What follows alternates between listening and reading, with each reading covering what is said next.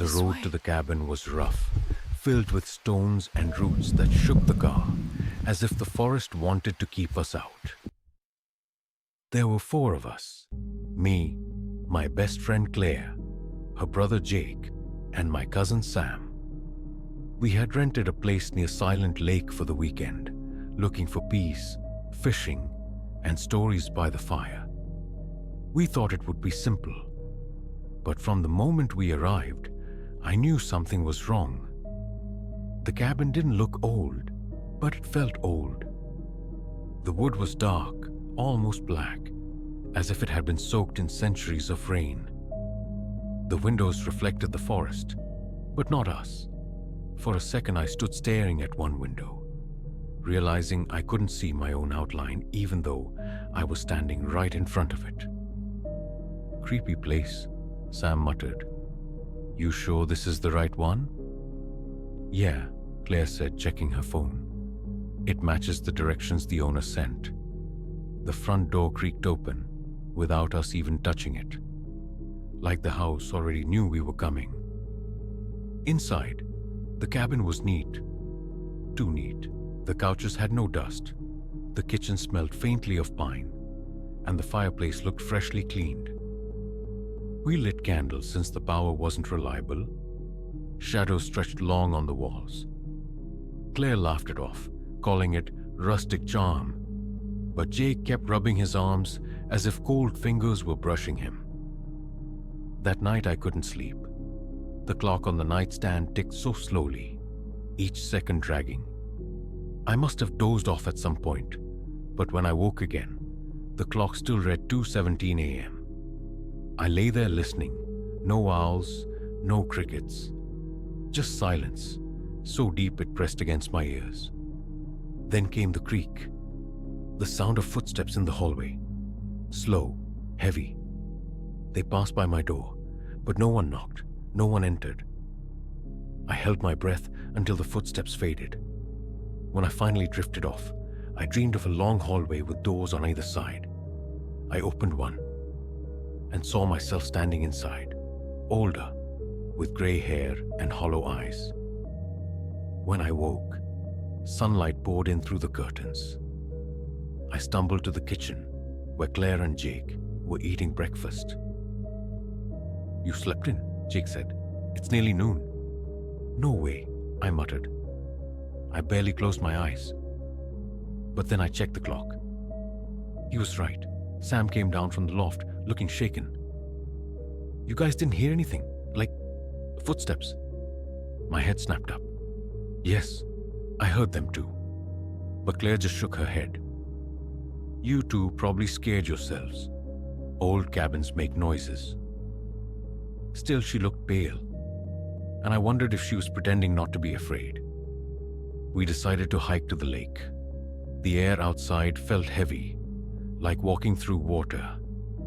Trees leaned toward the path, branches stretching as if to grab us. When we reached the lake, the surface was still, not a ripple. The sky above was gray, and when I glanced back at the cabin through the trees, I thought it looked closer than before, like it had followed us. That night, things grew stranger. The clocks inside the cabin no longer matched. One said 7:05, another said 10:42. My phone was dead even though I had charged it. Sam's watch ticked backward. We sat by the fire in silence, the flames crackling, throwing long shadows against the walls. And then Claire whispered, "Do you feel like we've been here longer than a day?" Her words sank into me like ice, because I felt it too. It was as if hours were dragging.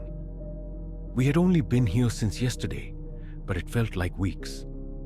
That night, I dreamed again of the hallway. More doors this time. Behind each one was a version of myself. Older, thinner, weaker. Some were crying, some were screaming. When I woke, the candles had burned down to stubs. But the strangest thing was Jake. He looked older. His hair seemed thinner. His eyes had dark circles like he hadn't slept in months. "Are you okay?" I asked. "Yeah," he said, voice rough. "Just tired." But when he walked past the mirror in the hallway, I swore his reflection moved slower than he did, lagging behind like it didn't want to follow. We argued about leaving. "This place isn't right," Sam said. "I don't care if we lose the deposit. We need to get out." But when we packed our bags and opened the door, the forest outside looked wrong. The sun was setting, though by my phone, it was only morning.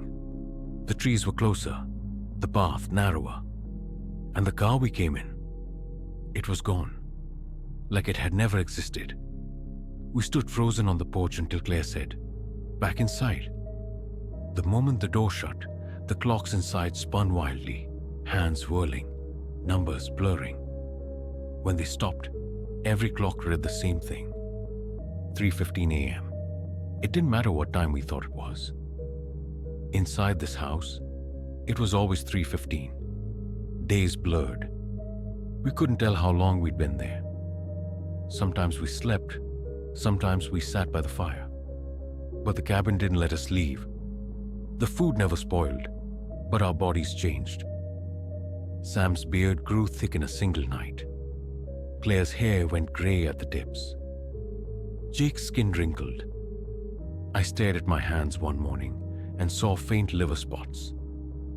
We tried smashing the clocks, but they only reappeared, whole again, ticking slowly. We tried breaking a window, but beyond the shattered glass was not the forest, only darkness.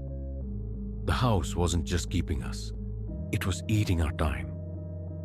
One night, I woke to hear Claire crying.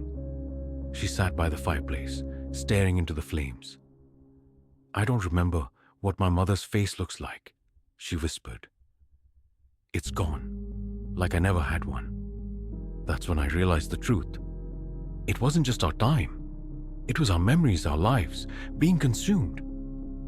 Sam said, "If the house wants time, maybe we can give it something else." He grabbed the lantern, lit it bright, and carried it to the hallway, where the shadows gathered thickest. "Take me instead," he shouted. "Let them go." The shadows swallowed him whole. 1 second he was there, the next he was gone, and then the front door opened. We didn't hesitate, we ran. The forest outside was alive with sound again, birds, wind, insects. We stumbled toward the road, praying to see our car. And there it was, rusted, covered in moss, tires flat. I glanced at the license plate and froze. The year printed on the registration sticker was 2037. 20 years ahead. We had only been inside the cabin for 3 days. Or so we thought. We made it back to the city. People stared at us as if we were strangers. IDs no longer matched. Friends we knew were older, married, with kids. Jake never recovered. His hair was fully white now. Claire sometimes wakes screaming, clutching her face, terrified she will forget who she is. As for me, I don't sleep well, because at 3:15 every morning, I hear it, the slow tick of a clock, and I know the house isn't done with us. It never is, because once you give it your time, it wants the rest of you. The trail into the forest narrowed the farther we went, trees closing in overhead until sunlight barely touched the ground. We were 5 friends: Eli, Nora, Ben, Tanya, and me. We had planned this camping trip for weeks, choosing a remote cabin near Silent Lake because it promised solitude, peace, and the kind of silence you can only find far from towns. But solitude is not always safe. We reached the cabin by dusk. It was small, leaning slightly to one side as if tired of standing. Its porch sagged, the door scratched by deep marks that looked too high to be from any animal we knew. Still, Ben grinned. Perfect. No neighbors, no noise. None of us noticed at first the lantern hanging by the door. It was old, made of black iron and glass so cloudy we could barely see through it.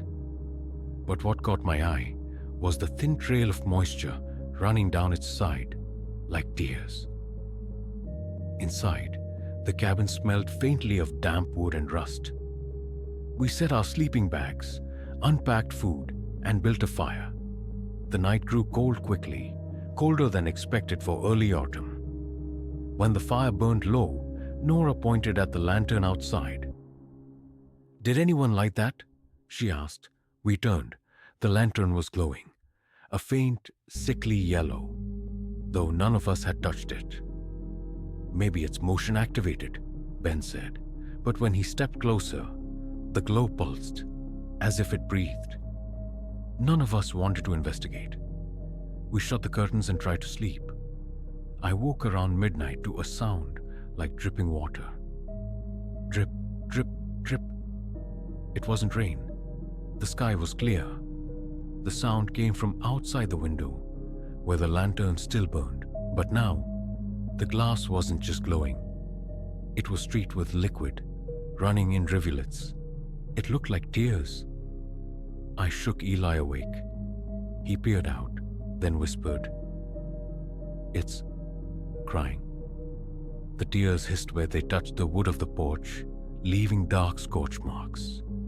We stayed up until dawn, watching the lantern weep. The moment sunlight touched it, the glow faded and the tears stopped, but the scorch marks remained. We tried to laugh it off. Maybe some trick of condensation, maybe a chemical in the glass, but none of us wanted to touch it. We hiked to the lake, trying to distract ourselves.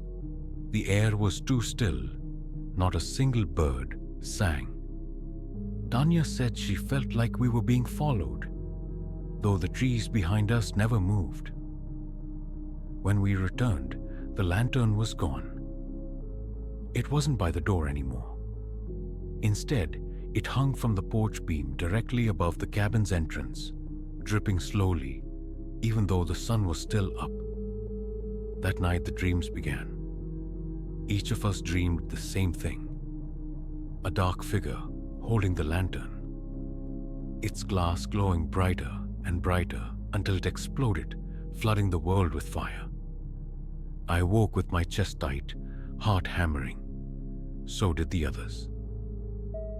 "It's not just a lantern," Nora said, her voice shook. "It's watching us, testing us." Ben rolled his eyes, but his hands trembled.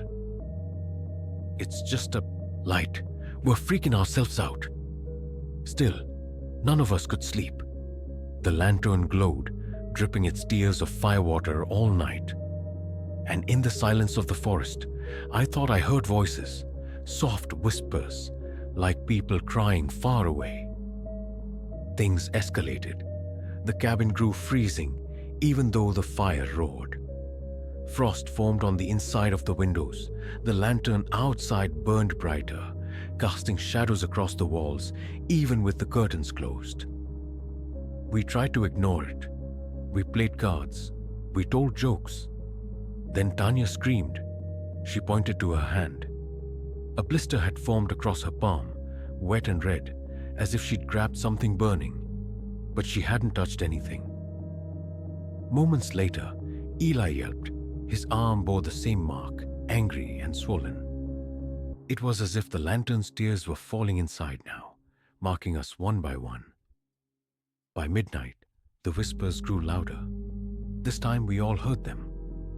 A woman's voice, faint, sobbing, "Help me! Help me!" We opened the door. The lantern swung gently in the still air. Its tears hit the porch with angry hisses.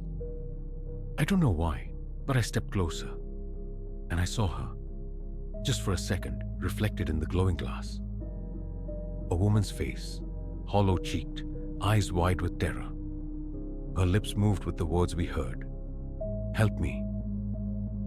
Then her face vanished. The lantern dimmed, and the sobbing stopped. We should have left then, packed our bags and gone. But the forest had changed. The path back was gone. Every direction looked the same. The trees leaned too close, branches twisting like arms. We were trapped. By evening, the lantern wasn't just outside anymore. It was inside. We found it hanging from a beam in the kitchen, dripping its burning tears onto the wooden floor. Each drop left a blackened hole that smoked. We couldn't carry it out. The moment Ben touched it, he screamed, his skin blistering instantly. It wanted to stay. It wanted us. That night we argued. Nora said we had to destroy it. Tanya begged us not to try. Eli just sat in the corner, rocking, whispering to himself. Finally, Ben grabbed the axe we'd brought for firewood. He swung at the lantern. The glass shattered. The glow died. We thought it was over. But then, black liquid spilled from the broken pieces, spreading across the floor like living ink. It crawled toward us, fast, hungry. We scrambled onto chairs, onto the table, anything to stay above it. The liquid hissed wherever it touched wood, eating through it like acid. In the chaos, Tanya slipped. The blackness swallowed her.